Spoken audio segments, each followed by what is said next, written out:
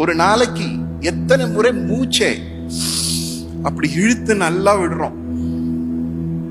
என்னைக்காவது அதுக்காக கடவுளுக்கு தேங்க் பண்ணிருக்கோமா? யோசிக்கவே மாட்டோம். அதனுடைய அருமை எப்ப தெரியுமா? ஐசியூல போய் படுத்துக்கும் பொழுது.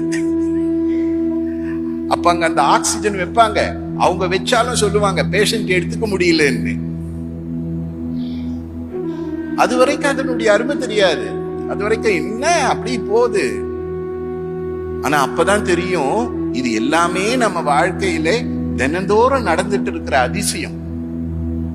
யோசிச்சு பாருங்க, 1 மணி நேரம் 2 மணி நேரம் நமக்கு ஆக்சிஜன் சப்போர்ட்ல இருந்தோம்னா காசு எவ்வளவு காசு ஹாஸ்பிட்டலுக்கு கொடுக்கணும்?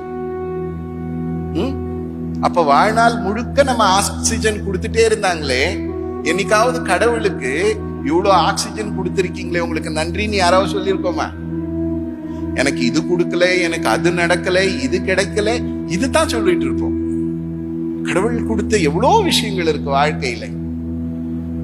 ஆக சந்தோஷம் என்றது நம்ம கிட்ட இல்லாதது கிடைக்கிறது இல்ல சந்தோஷம். நம்ம கிட்ட கிடைச்சிருக்கிறத அனுபவிக்கிறது தான் சந்தோஷம்.